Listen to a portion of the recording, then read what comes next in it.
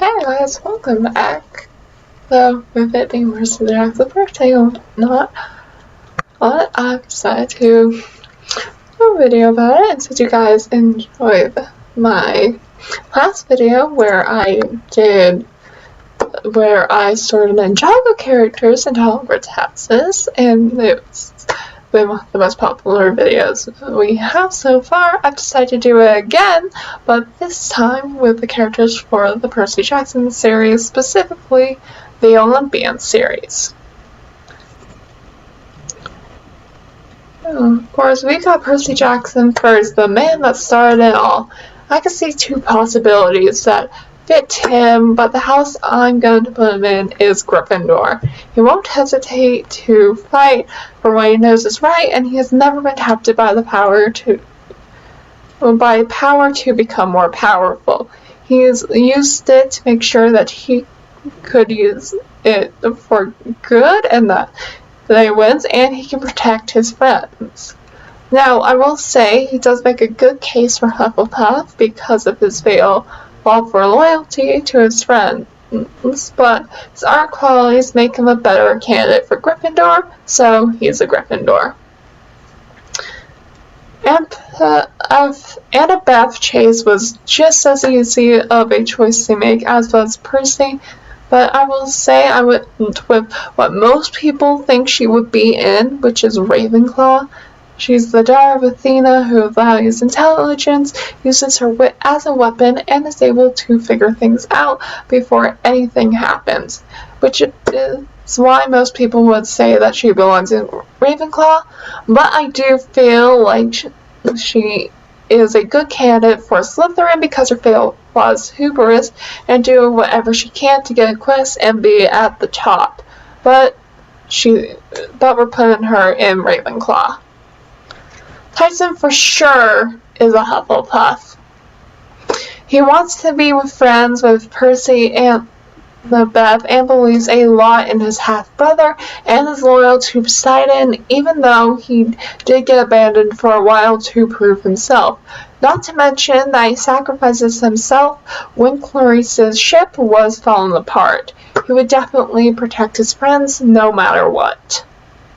Next we have Grover, who has ambitions, but they were not for himself, they were for the betterment of nature. So that would make him a Gryffindor, right? Well, it would, but Grover isn't the bravest. At least until he finds Pan and is given his powers. But even then, I wouldn't consider him to be much of a Gryffindor. So that leaves us with the options of either Ravenclaw or Hufflepuff. And we know from the fact that Grover kept getting lost when navigating Beth, Luke, and Thalia to Camp Half-Blood, and is what let the monsters catch up with them. Percy manages to ditch him in book 1, and Percy isn't the smartest Half-Blood ever, which means that there's only Hufflepuff left, and that's fitting, as he could have chosen to leave Annabeth and Luke and just take Thalia, but he didn't. He's still a good friend and will be with them even if they make mistakes, or if he's made mistakes as well. Next up, we have Nico D'Angelo, who is one of the harder ones to come up with which house he belongs to. We meet him as a child, fascinated by the world around him, wondering about things, and even seems to be smart and resourceful. But by the end of book 3 and most of book 4, he wanted revenge and to get his sister back. So he's pretty smart, as he's also able to figure out how Luke survived falling off a mountain, and a lot about his past. Not to mention that he managed to get his dad to join the fight against the Titans, but he was just planning on letting them destroy it. So while I can see Slytherin, I'm more likely inclined to put him in Ravenclaw. Next we have Viola Grace. I wasn't sure what house to put her in, and was actually torn between two houses, those being Gryffindor and Slytherin. And I was talking with my two friends about this, and both of them said that she would be in Slytherin. their reasons were that she doesn't care about making trouble at all, and that she is ambitious as well. Though one thought it should be mentioned that she is also very brave, and that should be noted.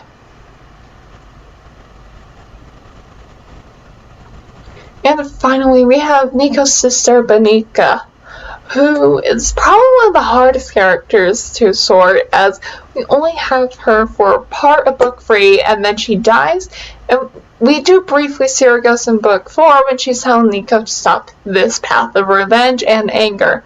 So because she chose to join up with the hunters, and the reason being she wanted to break from her brother, is a good reason why she wouldn't be a Hufflepuff. And we don't know her enough to know she would be a Ravenclaw. So that leaves us with either Gryffindor or Slytherin. And I'm gonna go with Gryffindor because, well, she's trying to cut her own path that's her own, but she still cares about her brother, which is why she's warning Percy through those messages and tells Nico to stop when he does manage to get a connection with her. Let me know if you agree or disagree with any of our choices, and if we get lots of views and likes, we might just do another video on more characters from the Percy Jackson series. Maybe ones from Heroes of Olympus. But thanks so much for watching, and see you all next time.